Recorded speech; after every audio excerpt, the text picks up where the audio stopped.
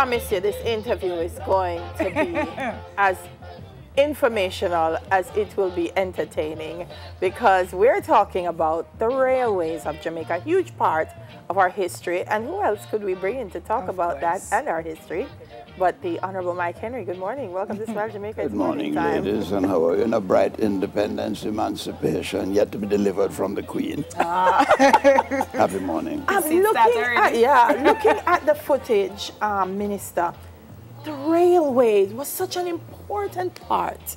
The most important element of our society. The railway connects every port in Jamaica. If we speak of logistics, the railway sets the epitome of what has been achieved by Europe by capitalizing on Jamaica. So if you really quickly figured it out, you recognize that the Anglo-Saxon doesn't eat green bananas. Yes. They only eat ripe bananas.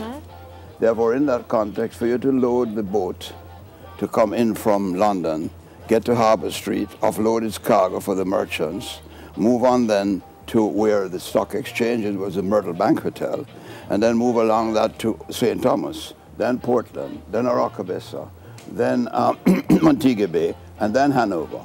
And each time along the way, when Harry Belafonte used to sing 6-hand, 7-hand, 8-hand bunch, that's how he used to pack the boat. And I was a tallyman, so I know what that means, okay?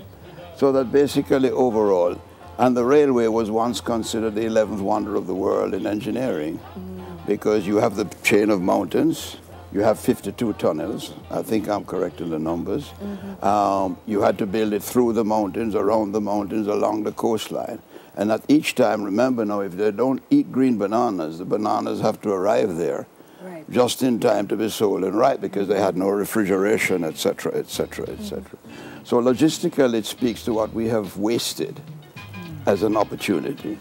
Because if your rail connects the sea and the air, then that is the most important element for development. Yeah, I want to come in before Sakina. It was also a huge source of employment when you passed, and people living near the railway line. It was also the largest owner of lands, all of which has been abused over the years. People, from the top to the bottom, from the rich to the poor, everyone has taken land in terms of it rather than utilizing it for development. It's part of the short-sightedness of governance. And probably still relates up to today. You're one of the champions of the railway. You still want to see... Well, the champion of a railway means that I've always preached what is called the intermodal, multimodal transport. If any country succeeds that can connect its road, its rail, its sea, its air, because time is the element of life, it's the element of money. So that basically the railway, again, when it used to run, also amassed a great deal of interest from educational purposes. Most of the children I know in St. Catherine used to travel from Lynchton by the Kalamazoo, etc. And by extension, the most important social element. Once you take the train out of the life of people, you take time out of those who travel by road. Because the three elements that travel by time is road, in terms of your buses and your taxis, but is the rail and the planes. So when you take that out, I shouldn't wonder why we said soon come. Right. Does that not happen? You know, so that basically, historically, it's the second oldest railway in the world. It's the first built outside of when James Watt invented the engine. And you must recall when the engine was invented, they said the human body could not withstand the speed of 30 miles per hour. I believe that maybe even you and I are getting near that if we want it. So that basically is that element of historical development, but most important, economic element, because it was the banana industry that built the European structure. And in 2011, I know we had a little revival. It came back and everybody was so excited, and then it died again. Why? And why haven't we followed through with keeping Whether because some of these things are considered a Mike Henry concept, I don't really know. Except to say that basically what we're challenged with now is, of course, the economic revival of the railway. It's for us to recognize that if we didn't have the bauxite industry utilizing it, we probably wouldn't have a railway overall. But the issue is now that we have to move it to look at cargo, because I'm doing a new national minerals policy. There isn't a mineral policy at all even in the area, so I have to look at other areas of minerals, all of which transport is a great element of cost. So that basically you have to deal with cargo, you have to deal with passengers, you have to deal with heritage, you have to deal with transference of data. If we had used the railway for transference of data, we wouldn't have had ended with all of these towers too, you know, because you could run data along the lines of the railway, which already connects every part of the country. I never even thought of that. So the issue is more the vision of looking at what it means. You know, right now you could run the railway from Gregory Park all the way to Williams Field. You can run it from on to Linstead, wherever the rails are, and they're not overcrowded in terms of people, then you have to be able to deal with that. So the memorandum of understanding we have is building that out. It's due to be completed in another 2 months, and by then we should know what the economic viability is of the train. Certainly the nostalgic attraction of it is very important. We have the second oldest steam engine in the world at the railway station right now. Yeah. Wow. So that basically is recognizing that your heritage is as important as your present. Well, I'm with you on that. Definitely. I'm with you on that. And it's that beginning. Yeah.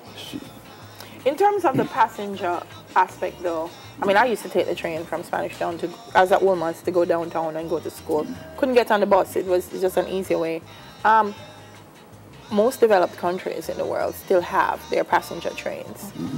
Is it a feasibility issue for us? Are we saying, why would we have passengers? It wouldn't make enough money to pay for the train. What's the challenge? It's more than feasible, in my estimation. You don't invest for the immediacy of return. Yes. That's part of the problem with our investment and our own local investors. Yeah, we want, We invest with saying, let me think to live in Miami. Yeah. Not the continuity of my grandchildren living here. It's part of the plantocracy approach in terms of issues that have to be addressed.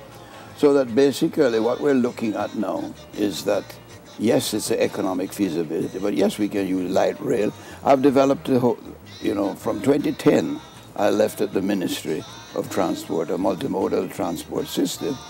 If we even look at it as how you're doing with the tram cars, the lines for the tram cars past Sabina Park are only 2 inches of asphalt deep. So it can be developed and used. Right. Yeah. So if you're really looking at a vision for Kingston down the road, you could look at a free tram car service, which makes it attractive running along that line. You can connect, I have a total development plan which relates and ties to the Portmore hub. If you have 600,000, 400,000 people, that's your hub to begin. Portmore can become a smart system which is linked from where we're going to build the climate change hub. And then you're going to move along that, and you connect that back to Pitchon Street with a railway. Right now, the railway can connect the only airport that's available for that, which is Vernon Field. Yeah. So you can move cargo from the port of Kingston on the railway straight to a cargo plane and move it to the rest of the world. And remember, we move goods and services 2 to 4 days earlier than anywhere else in the world by our position on the equator. We do. It's just we haven't captured these issues. We need to take advantage of that, of where we are geographically. I say it all the time. Minister, thank you so much. We could talk to you about this all day because we haven't even touched my favorite part.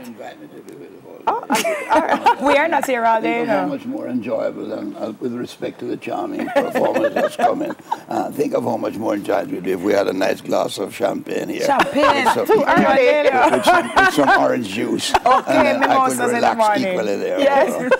Yeah. All right. It's a beautiful morning. Yes, yes. I'm going to make sure we get reparations from the Queen. That's what we need to talk to you about. There we Because go. I still think people don't understand how important it is and how useful it will be to us. But It's come back, we'll talk about how it. important the morals and the morale and the issues that have to be addressed. Yeah, we have to have another conversation about this because we need time. If I improve your listenership, don't I get some intellectual property rights? Or Oh boy, oh boy, oh boy. Yeah, Honorable Mike Henry, I told you. We could talk all day.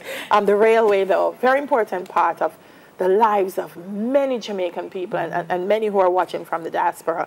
So that's it for today's Countdown.